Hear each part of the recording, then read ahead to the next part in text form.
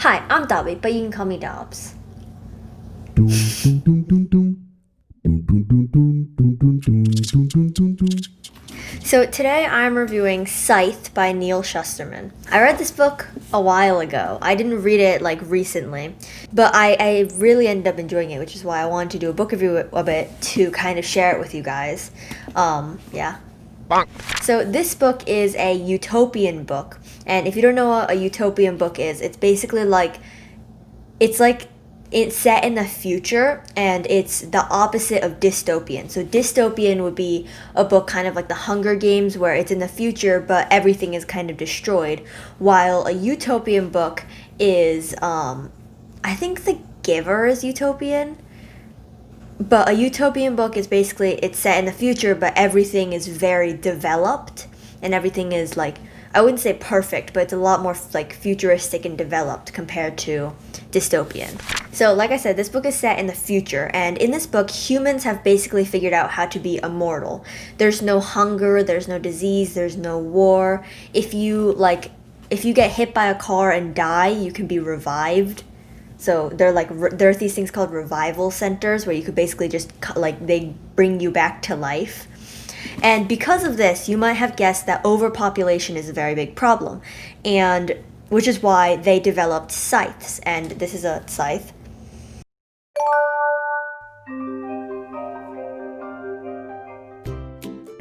And scythes are these people who basically just kill people.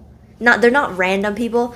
There's this certain I don't want to get too much into this because it's a lot of information but there are these certain quotas that they have to meet, and there are these certain types of people. They can't kill too many old people. They can't kill too many people of one race, etc. They call it in this book. They call it glean. These scythes glean other people to avoid overpopulation. Scythes are very highly respected, and they have different methods and ways that they glean and things like that. But this story follows two main characters, Citra and Rowan. And Citra and Rowan become scythe apprentices to this scythe called Scythe Faraday. And scythe apprentices are basically people who are learning how to be a scythe. But the thing about this is that only one of them can become a scythe. And in the beginning, they're not sure if they really even want to be. Anyways, so in this book, one thing that I really loved was the storyline. And it was such a cool idea. It was a very interesting concept, I think. Because when I read this book at that time, I was really craving dystopian or utopian in the future books, sci-fi books and things like that, which is why I chose to read this book, because I saw it in a lot of booktube videos and it seemed very interesting. And it was at that point it was exactly what I wanted to read. I don't know how to explain it, but it was it just felt like exactly what I was looking for and what I was craving in a book. So I really liked that, and I also the storyline and the idea of it was cool. While the storyline was good, the plot points of it, there were some really unpredictable plot twists that happened that made me go, whoa, I wasn't expecting that. But there are also some super predictable plot points. This is, I think I can say this because this happens pretty early. No, I can't say it. Never mind. I can't say that. That's a spoiler. I'll just say there are some plot points that were very predictable, that you knew were going to happen, and which didn't make the book it didn't make the book as interesting and action filled. One thing that I really liked about this book was the world building.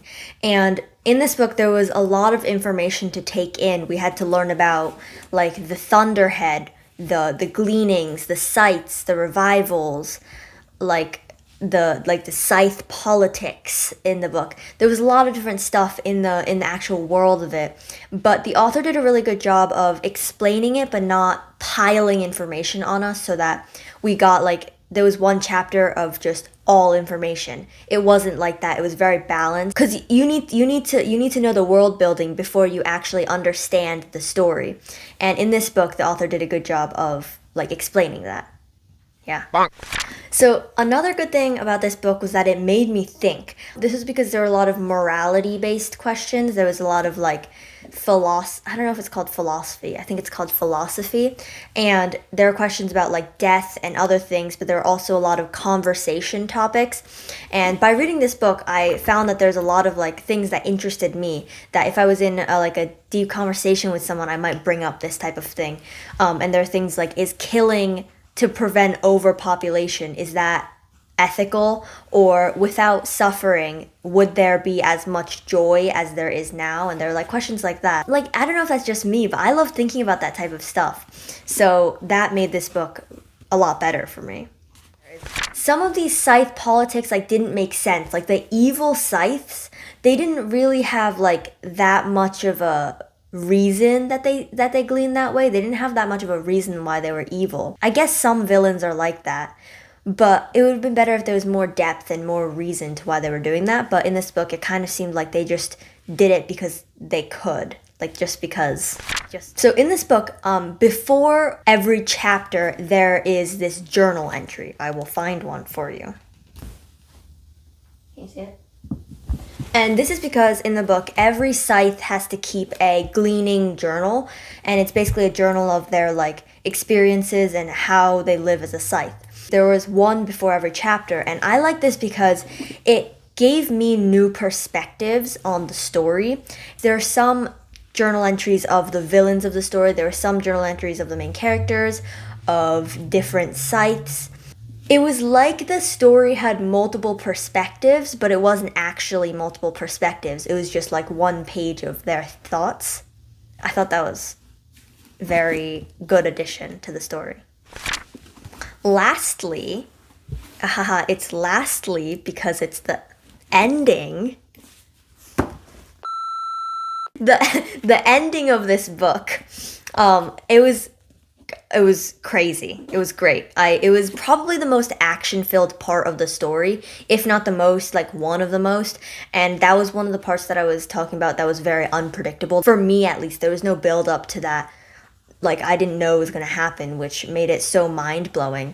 And I really enjoyed the ending. It wasn't like a super cliffhanger, but it was written so that you would be like, I wonder what happens in the next book. Wow, my transitions are so good. The next book, which is called Thunderhead, and I'm this far into it, and then I had to start reading another book. So I haven't read it in a while, but I'm going to soon. And because of the ending of this book, it really leads into this one. So overall, I think that I would give this book, I don't know. I've been giving books good scores recently, but also 4.5 stars out of 5. Because I think it's just because one of the reasons that I ranked it so high is because at the point I read it, I think it made me feel like it was a better book because I just wanted to read a dystopian. But if you're craving a dystopian, then you should read this book. So that will be the end of my book review. Thank you for watching. I hope you enjoyed. If you like this video, then like this video and subscribe for more content like this. Happy reading!